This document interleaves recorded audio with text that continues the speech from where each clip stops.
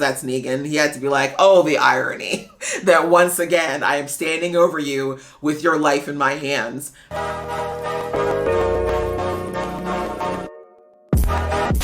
Hey guys, it's your girl Aisha, aka Geek XX Chic, and we're back with a review to The Walking Dead. We're on the season premiere of season 11, and it was called Archeron Part 1. Wow, Walking Dead wasted no time. We jumped right in. There was literally not a lot of time to breathe at all in this episode. They really wanted to set us up for, I guess, what we can anticipate for the duration of the season. We started right off with basically seeing how dangerous things are getting as far as them just getting their basic necessities, the food, the water. They now have, as I said, 2 communities there at what used to be Alexandria. I say that because really it's in shambles. And one thing I actually really liked in the episode is how they showed all these landmarks that were very prominent in earlier seasons of Alexandria that are now either burnt or falling apart, destroyed. Like, it really shows you that even though Alexandria is still technically there, it's not really usable anymore. And it's going to take months, if not years, to get even close to where it was before Beta led the huge horde through there. Not to mention it suffered fires and God knows what else. So it's just not really a safe place for such a large group to live anymore. But more importantly, basic things like food and water are becoming very, very scarce. And we saw it right at the beginning of the episode, them having to go into that military compound, risking a lot just to get what Father Gabriel said basically equated to 1 week of food. Things are getting desperate. They need something to change because unfortunately they had a decent ecosystem going, but between what went down with Alpha plus just other things that have just gone down over the last couple of years, there just isn't the same amount of resources anymore. And this was something that they were facing actually even before Alpha. This was something that, why they created the Accords way back when Michonne were still on the show. They realized that there's a longer standing issue with trying to create an economy and basically a way to survive, because what they were doing was not going to work forever, right? Like, they're running out of places to raid. As Daryl said, herds have chased away the animals. They don't have fuel, so going long distances isn't really possible anymore. So it's really getting harder and harder and harder to just survive. They need a change. Something's got to be different. And here we found out from Maggie that wherever they were living before apparently has enough resources to keep them going, at least long enough for them to start to rebuild Alexandria. But we still have this group who we were very briefly introduced to last season who apparently just want to kill people. We still have no idea why. We saw that one dude, he literally just laughed when he got caught, said some nonsense, and then kamikazed himself. So we have a whole new set of crazies out there, and we still don't know what they want, or if they want anything at all. And even if we do manage to get Meridian's resources back, my guess is that whoever these people are still out there, still potentially watching them, and they might end up inadvertently leading them all the way back to Alexandria, which is going to be another whole issue because they've never been as vulnerable as they are now. So that's one whole mess that we have to deal with right there. The obvious survival along with whatever this new threat is. The whole Maggie versus Negan thing was really, really cool. We saw after the Negan episode that Negan really wants to try and reestablish himself as a new person in this society. And the only way he can do that is by not leaving. But it's not going to be easy. As we see, a lot of people still, they're still side-eyeing Negan. It's been years. But understandably, right? He was not a good man. He was very, very staunchly in his path of basically torturing and, terrorizing these people for a very, very long time. So even though he has shown some signs that he's changed, there's going to be some folks who will never fully trust him. And most of the people in Alexandria are there. And for obvious reasons, Maggie has no reason whatsoever to spare Negan. But as the show has always, year after year, reinforced, the most important resource you have post-apocalypse now are people. Even the ones that aren't the greatest people. And Negan, so far, has shown that he's not the same man that he was when they first met him. But as I said, if anyone has any reason not to ever forgive or fully trust Negan, it is Maggie, no matter what he might have done so far. So hearing this whole thing where he's kind of trying to talk sense in a mission that really is half-baked is interesting, because obviously people are kind of dismissing him somewhat because he's Negan, but I thought it was really, I really loved that back and forth between him and Maggie. Like when he basically just said, look, I know that I'm asking valid questions here and y'all are just dismissing me because I'm me.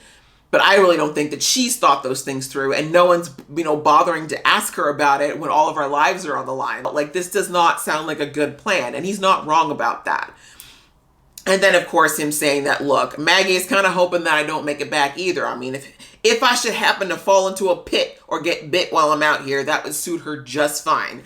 And so, I mean, it's a little arrogant, though. Like, that's true Negan spirit, that he is arrogant enough to think that Maggie would go through all of this just to kill him. Like, Maggie's to the point now where I feel like if she really just wanted to kill Negan, she'd do it in everyone's face. And they'd be like, that sucks, but we understand. You know what I mean? Like, no one in Alexandria is going to cry that hard over Negan dying, maybe short of Judith. So a lot of what he was communicating is his own thinking, because Negan always had a very vengeful streak in him. And so he just assumes everyone thinks the same and that Maggie is just thinking about him 24/7 and wanting to kill him 24/7. But it's like, no, Negan, like, it's not that serious. Like, yes, every time she sees you, she probably has to relive the most horrific moment of her life. But she's got other things going on now, and she has for a long time. And that's why I really loved her retort to him, where she was like, look, to answer your questions, we're down here because, we're trying to get to a place that has the things we need. We're going through all of this and we're rushing because we got babies and we got people we care about, and we're running out of time. We don't have the luxury of waiting till it's more convenient.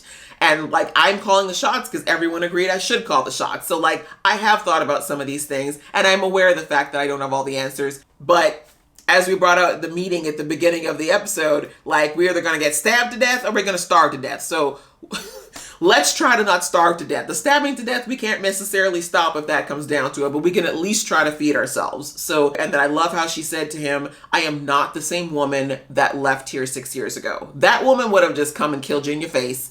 I now realize that there are bigger things in life than just getting my revenge on you.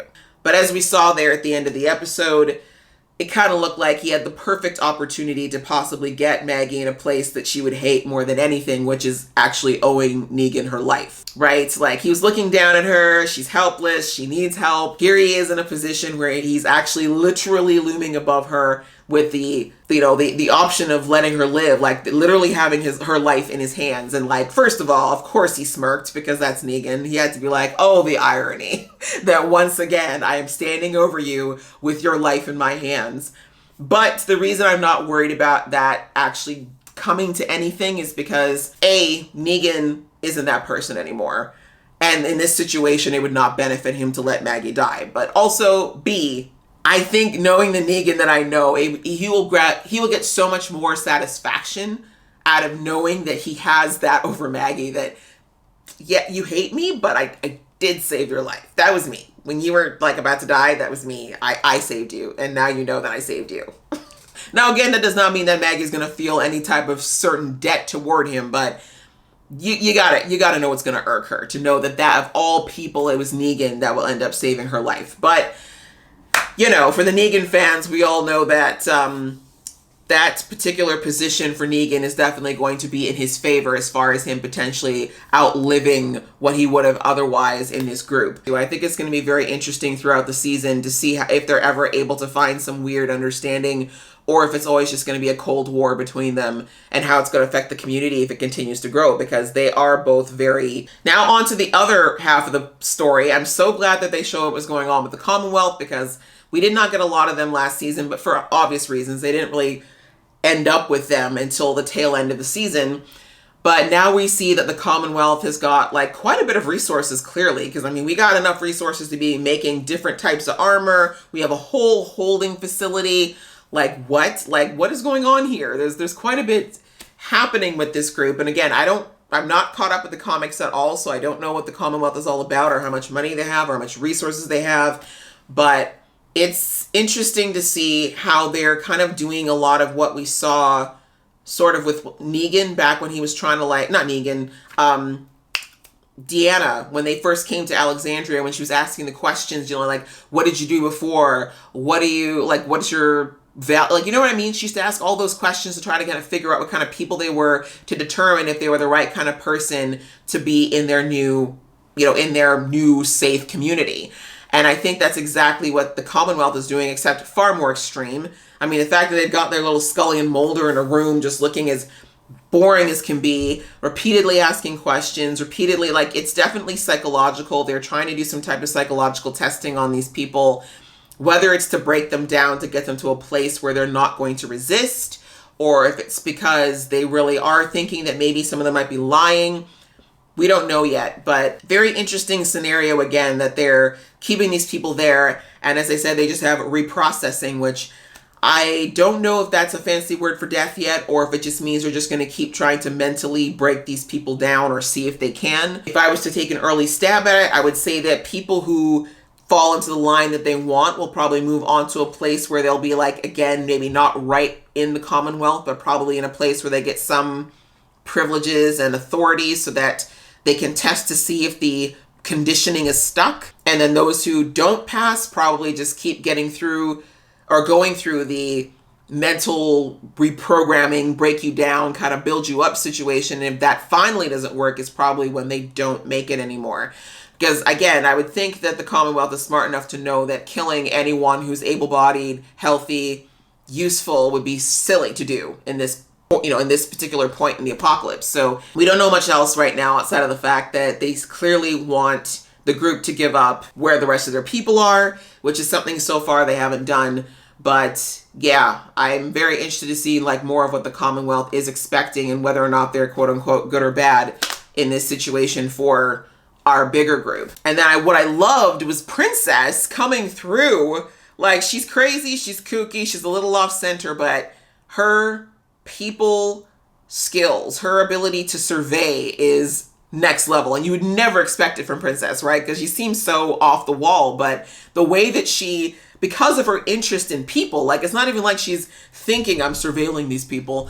She literally just has such a genuine interest in humans and human interaction that she's picked up on way more than the people who would have probably considered themselves to be far better at this ever did in just a few days or weeks that they were there. Like, the fact that she understood the personal relationships, that she was taking stock of how long it took them to trade shifts and who likes who and who has a bladder problem. Like, Princess pays attention, and that has clearly been fundamental here. But again, did she have to be so damn observant to see that picture of Yumiko on the wall? Because I'm like, oh, why would you tell her that someone that she knows is on that wall? Of course Yumiko's not going to be able to leave, and I can't even blame her. Like, of course I was, like, frustrated, but I get it. Like, in this world, if you lose someone or you think you've lost someone, but then you think that they might still be alive, it's just, you can't walk away from that. You just can't. Like, it's too, the not knowing, right? Like, Yumiko probably thought that her sister was dead, and now she's like, oh, there's a chance she's still alive and in this place. I can't walk away from that option. I can't do it. The same way that Michonne couldn't just sit there in Alexandria knowing that there was a chance that Rick was out there alive and well. Like, there's just no way she could do that. So I get it, but obviously we kind of need this because we need a reason for our group to have to stick with the Commonwealth, and I just don't see the rest of them leaving her. But I'm really hoping that this means we're potentially going to see more familiar faces like my Michonne pop up somewhere in this Commonwealth mess, because I have a feeling that they are potentially somehow already mixed up with them, and I really want to know kind of how this is all going to tie in as the season goes on. So yeah, this was a great first half of the season premiere. I'm very much looking forward to episode 2, and I will be seeing that as soon as I can. Hopefully you guys enjoyed watching along with me. If you did, please go ahead, hit that like button, and we'll see you in the next video.